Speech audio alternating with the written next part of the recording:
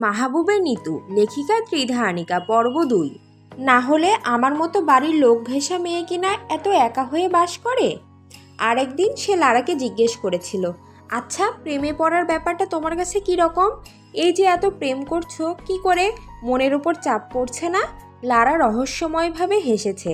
চাপের কি আছে? চাপ তো সব বয়ফ্রেন্ডের। আর প্রেমে কি করে পড়ি? এই যেমন দেখলাম, ভালো লাগলো, ব্যাস তুলে নিলাম, বিছানায় মাতলাম, ভালো হলে হয়ে গেল। কি সর্বনাশ, একবার দুবার দেখেই? ইয়েস, পছন্দ হলে কথা বললাম, তারপর ডেট করি, তারপর ছেড়ে দিই, অথবা সে ছেড়ে দেয়। তোমার কষ্ট হয় না? চিন্তা হয় না? মনে হয় না একে ছাড়া বাঁচবো না? হৃদয়ে টান পড়ে না? লারা তখন ভীষণ অবাক হয়ে বলছে, ধুর, এসব কেন হবে? আমার তো বেশিরভাগ সময়ই শোয়ার পর ইচ্ছে করে আইটেমটাকে লাথি মেরে বিছানা থেকে ফেলে দিই। তোমার কখনো এমন হয়নি যে তুমি চেয়েছো ওই একটা বয়ফ্রেন্ড তোমার আজীবন থাকুক, তাকে তুমি হৃদয় ভরে ভালোবাসবে? লারা ধীরকণ্ঠে বলেছে, একজনের সঙ্গে আমি বা সারা জীবন থাকবো কেন? I am A career oriented woman. I have a lot of things to do. Nitu মনে মনে বলল, অথচ আমার অবস্থা দেখো, সবসময় মনে হয় মাহবুব ভাই ছাড়া I have nothing to do. এই যে ভিনদেশে থাকছি, তাও আমার শরীর আর মন সমস্ত দুষ্টু চিন্তাভাবনাগুলো শুধু তাকে নিয়েই করে। শুধু তার ভালোবাসা পাইনি বলেই এত নীল বা কালো ব্যথার পাহাড় আমার মাথায়। আমার মা বাবার কাছ থেকেও নিজেকে দূরে রাখছি, শুধু সে আমায় ভালোবেসে কাছে টানেনি বলে। এর মধ্যে এক রাতে লারা ফিরল অনেক খাবার দাবার নিয়ে, অনেক শপিং, নিতুর জন্য দারুণ একটা সাউন্ড সিস্টেমও নিয়ে এলো। তুমি তো গানের পোকা, তাই নিয়ে এলাম, এখান থেকে এটাই গান শুনবে। খবরদার, কানে হেডফোন নিয়ে আর ঘুমোবে না, একদিন দেখবে কানেই শুনতে পাচ্ছ না আর কিছু। নিতু তো অবাক, এত শপিং, এত খরচ করলে? আজ আমার বিয়ে হলো, বরের টাকায় সব কিনেছি, now I am A bride. তোমার ভাষায় কি যেন বলে? নতুন বধূ। বলো কি, সকালে বেরোবার সময়ও তো বলনি, মাত্র কয়েক ঘন্টায় বিয়ে হয়ে গেল, তোমার বর কোথায়? আরে ওই রকম সিরিয়াস বিয়ে না, কন্ট্রাকচুয়াল ম্যারেজ। শ্রীলঙ্কান ছেলে, ছেলেটা আমার সব খরচ চালাবে, বিনিময়ে আমি তাকে গ্রিন কার্ড পেতে সাহায্য করব। পুরো ব্যাপারটা আমার লয়ার সামলাবে। এর আগেও আমি এরকম একটা বিয়ে করেছিলাম, ছেলেটা ভারতীয় বাঙালি ছিল, আমি ভালো বাংলা জানতাম, ব্যাস। বলো কি? কন্ট্রাক্ট শেষ, তাই নতুন আরেকটা পেলাম, এটাও তোমার জন্য। লারা একটা সুন্দর নীল গ্রাউন্ড নিতুর দিকে বাড়িয়ে ধরল। আমার জন্য এত গিফট কেন? তোমাকে ভীষণ পছন্দ হয়েছে আমার। আমি ছেলে হলে তোমাকেও একবার বিয়ে করতাম নিশ্চিত, তবে তুমি হতে আমার পার্মানেন্ট বউ। কি যেন বলে, অঙ্গধানী? অঙ্গধানী না, অর্ধাঙ্গিনী। ইয়েস, অর্ধাঙ্গিনী। তোমার এই ফোলা গাল দুটো কি যে কিউট! মেরিন লিপস্টিক যখন পরো ঠোঁটে, উফ! আর নাকের উপরের তিলটা তো মরে যায় টাইপ সুন্দর। এই তোমাকে, এই তিলটাকে কেউ কখনো চুমু খায়নি? ধুত, কি যে বলো না তুমি! খাওয়া দাওয়া এক ফাঁকে নিতু জিজ্ঞেস করলো, তোমার কি এভাবে বিয়ে করতে খারাপ লাগে না লারা? লারা শব্দ করে বেশ কিছুক্ষণ হাসলো। টাকার জন্য করি, খারাপ লাগে না। কেন? তোমার খারাপ লাগে? আসলে বিয়ের মতো বড় একটা ব্যাপার, আমি তো এভাবে ভাবতেই পারি না। বিয়ে মানে হলো জীবন বেঁধে ফেলা, অত ঠুনকো করে নিশ্চয়ই জীবন বাঁধা যায় না। বিয়েকে এত সিরিয়াসলি ভাবো তুমি? বিয়ে তো একটা সিরিয়াস বিষয়ই। বিয়ে বলো, ভালোবাসা বলো, এই ক্ষেত্রে একজন আরেকজনের জন্য জীবন হাতে নিয়ে থাকতে হয়। মানুষটাকে বুক ফুলিয়ে গিয়ে বলতে হয়, নাও আমার এই জীবনটা তুমি নাও, তুমি ছাড়া এটা আমার দরকার কিসের? কেউ একজন শুধু হাঁটু গেড়ে বসে পড়লেই ভালোবাসা হয়ে যায় না, এখানে দুইজনকেই মুখোমুখি বসতে হয়, চোখে চোখ রেখে বলতে হয়, এই জীবনে তোমার আমার সব ওঠাপড়া এক হয়ে গেল গো, ব্যাস বাধা পড়ল জীবন। আচ্ছা, তুমি যখন বিয়ে করবে আমাকে ডেকো কিন্তু, দেখবো কার সঙ্গে এমন বুকের প্রাণটা দিয়ে জীবন বাঁধছ। ধুর, আমি কোনোদিন বিয়েই করব না। কেন? নিতু জবাব দিল না। লারা পিঠ চাপড়ে দিল নিতুর। আরও কারোর ওপর রাগ করেছো তুমি? অভিমান? আর সেটা বুঝি ভালোবাসা পেলে না বলেই? নিতু হ্যাট সূচক মাথা নাড়ল। অ্যাকচুয়ালি তার জন্যই তো আমি দেশ ছেড়ে এখানে পড়তে এলাম। অনেক দিন ধরে পছন্দ করি, কিন্তু তিনি পছন্দ করেন না আমায়। আমায় ভীষণ চমৎকার পরিবারটি থেকে আমি শুধু তার জন্যই দূরে থাকছি। কি অদ্ভুত, তোমাকে পছন্দ করে না? সে কি অসুস্থ? মাথা ঠিক আছে তো? সবার থেকে বেশি ঠিক আছে, পৃথিবীর সব থেকে বুদ্ধিমান আর সুস্থ মানুষ। আমার তো মনে হচ্ছে সে মহাবোকা। বোকাদের কোনো ইউনিভার্সিটি নেই বলে সে অফিসিয়াল সার্টিফিকেট পায়নি, থাকলে টপারও হতো। এত মিষ্টি মেয়ের ভালোবাসা সে চায় না, ভাবা যায়? নিতু মনে মনে বলল, আর বোকা বোকা হলে তো আমি বেঁচেই যেতাম গো। আমার এই জীবনটা এতটুকু বয়সে কখনো এত যন্ত্রণার হতো না। তুমি কি একটা প্রেম করতে চাও নিতু? করেই দেখো না। নিতু জোরে জোরে মাথা ঝাঁকিয়ে না বলল। আমার পরিচিত অনেক চমৎকার ছেলে আছে, কথা বলবে, দেখবে তোমার অনেক যত্ন করবে। না না, একদমই না। একবার প্রেমে পড়েই এই জীবনের সমস্ত আনন্দ শেষ তার। আবার প্রেম? নিতু একবারেই প্রেমের যন্ত্রণা আর ঘা শুকিয়ে নিক, আর কোনোদিন প্রেমের পকেও কাছে আসতে দেবে না, কোনো দিন না। শোনো নিতু, একজনকে ভেবে নিজেকে কষ্ট দেওয়ার কোনো অর্থ হয় না। এই জীবনটা ভীষণ ছোট্ট, আর এই পৃথিবীতে তুমি নিশ্চয়ই কষ্ট পেতে আসোনি। তুমি মনটাকে অন্যদিকে ঘুরিয়ে নাও, তাকে ভালোবাসা ছেড়ে দাও। Enjoy your life, enjoy every moment you live. Nitu মৃদু স্বরে বলল, আমি কি তাকে ইচ্ছে করে ভালোবাসি নাকি বাধ্য হয়ে ভালোবাসি? নিজে প্রাণ বেঁচে থাকার জন্য ভালোবাসি। যেদিন থেকে ভালোবাসা ব্যাপারটা বুঝতে পারি, সেদিন থেকে এটাও বুঝতে পারছি যে তাকে ভালো না বাসলে দম আটকে মরে যাব আমি। আমার তো তাকে খুব বিশেষ মনে হচ্ছে, ভীষণ বিশেষ, দেখতে ইচ্ছা করছে। কি করে সে? আমাদের দেশের বিমান বাহিনীতে আছে, ফ্লাইট লেফটেন্যান্ট। ও মাই গড, আকাশের মানুষ, the man in the blue sky. তার কোনো ছবি আছে তোমার কাছে? নিতু প্রায় কেঁদেই ফেলল। এখানে আসার আগে সব ফেলে দিয়েছিলাম, তার দেওয়া সব উপহারও। এখন খারাপ লাগছে। আমার কাজিন হয়, আমাদের বাড়ির সবাই তাকে খুব পছন্দ করে, সেও সবাইকে পছন্দ করে, শুধু আমায় সে দু চোখে দেখতে পারে না। নিতু আর বলতে পারল না, লারাকে জড়িয়ে ধরে কেঁদেই ফেলল। লারা হাত বোলালো নিতুর মাথায়। এত অদ্ভুত ভালোবাসা হয়, তোমাকে না দেখলে জানতামই না। যাকে ভালোবাসি সে পৃথিবীর সব থেকে অদ্ভুত, তো তাই তুমিও খুব অদ্ভুত নিতু।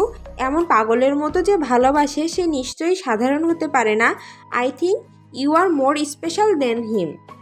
নিতু অবাক হয়ে দেখলো, সেই রাতে লারা আরেকটা ছেলেকে সঙ্গে নিয়ে নাইট আউট করতে চলে গেল।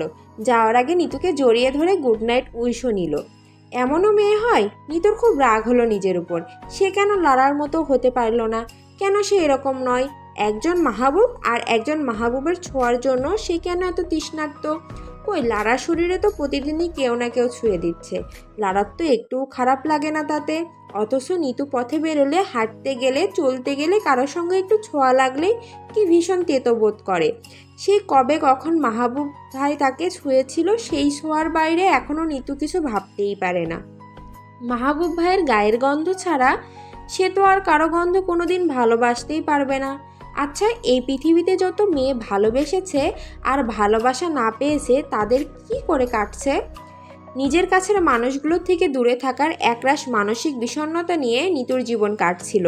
সেই সময়ে নিতু তার জীবনের সব থেকে ঝোড়ো খবরটা পেল। কে জানতো সুদূর ভিনদেশে আসা অভিমানী মেয়েটার বিরহে অন্য পাশে মাহবুব নামক ছেলেটা যে কি ভীষণ কঠিন বিপদে পড়ে আছে। নিতু তখন ক্যাম্পাসে প্রফেসর নিপটিনের একটা কঠিন লেকচার শুনে জাস্ট বেরিয়েছে। মাথা ধরে আছে ভীষণ। ভাবলো ক্যান্টিনে যাবে, স্ট্রং একটা কফি খাবে। এমন সময়ে বড় চাচি ফোন করলেন। নিতু মাঠের মাঝখানে দাঁড়িয়ে ফোন ধরল। ফোন ধরতেই বড় চাচি কাঁদো কাঁদো গলায় বললেন, মাহবুব অ্যাক্সিডেন্ট করেছে নিতু, ভীষণভাবে ইনজুর্ড হয়েছে, আইসিইউতে আছে। নিতু প্রথমে ভাবলো সে ভুল শুনছে, ঠোঁট কামড়ে নিজেকে সামলালো। চারপাশটায় চোখ বুলিয়ে নিয়ে ঠান্ডা স্বরে জিজ্ঞেস করলো, কে অ্যাক্সিডেন্ট করেছে চাচি? মাহবুব, কিভাবে কি হয়েছে আমরা কেউ জানি না। গত পরশু রাত 2টোর সময় ওকে হাসপাতালে ভর্তি করা হয়েছে। কেটেছিলে নাকি একাকার। তোমার বাবা বড় চাচা গিয়েছিলেন দেখতে, আমরাও গিয়েছিলাম, তবে দেখতে দেয়নি। সিভিয়ার কন্ডিশন, আইসিইউতে ওরা খুব অল্প লোককে অ্যালাউ করছে। নিতু ফোন হাতে করে মাঠের ঘাসেই বসে পড়ল। সমস্ত পৃথিবীটা বুঝি তার মাথায় ভেঙে পড়ল। এই পৃথিবীর ভার মাথায় নিয়ে এখন কি করবে সে? চারিদিকে এত অস্পষ্ট গাঢ় কুয়াশা কেন? নিতু চোখটা কষলে কোনো রকমে বলল, চাচি, অবস্থা? মরে যাবেন না তো? বড় চাচি নিতুকে আশ্বস্ত করলেন, ইনশাল্লাহ না। বড় বড় ডাক্তাররা দেখছেন ওকে, বেশ অনেকটা আঘাত তো, তাই সামলে উঠতে হয়তো একটু সময় লাগবে। ওর মা খুব ভেঙে পড়েছেন, একমাত্র ছেলে তো। ইথিসা কোথায়? ইথিও তো অসুস্থ, সদ্য কনসিভ করেছে। বমি করে মরমর দশা হয়ে আছে মেয়েটার, শুকিয়ে পাটকাঠি হয়ে গেছে। ওকে দেখতেই তো দুজন দরকার। এই মুহূর্তে ছেলেটার এমন অবস্থা, কেউ ডাকলে এমনি রেসপন্ড করছে, কিন্তু কথা বলতে পারছে না। নিতু এবার কেঁদেই ফেলল। আমি কি আসবো চাচি? কি করে আসবে, সবেই তো গেলে। শোনো নিতু। নিতু বড় চাচির এরপরের কথাগুলো আর শুনলো না, শটান মাঠেই শুয়ে পড়ল। সমস্ত পৃথিবীটা এত অন্ধকার কেন, ঘুটঘুটে কালো কেন চারিদিকটা? তারপর তারপর আর অন্ধকারটাও আর নিতু দেখতে পেল না। নিতুর জ্ঞান ফিরল রাত 2টোতে। মাথার কাছে লারা বসে আছে। নিতু ধরফর করে উঠে বসলো। ওঠে না, শুয়ে থাকো। কলেজ প্রিমিসিসে ফ্রেন্ড হয়ে পড়েছিলে তুমি, ওরা ডক্টর দেখিয়ে পৌঁছে দিয়ে গেল। কি করে হলো বলো তো? তিনি অ্যাক্সিডেন্ট করেছেন, আইসিইউতে। যদি মরে যায়? কে মরে যাচ্ছে? মাহবুব ভাই, যার কথা তোমায় বলেছিলাম, তিনি খুব ইনজুর্ড।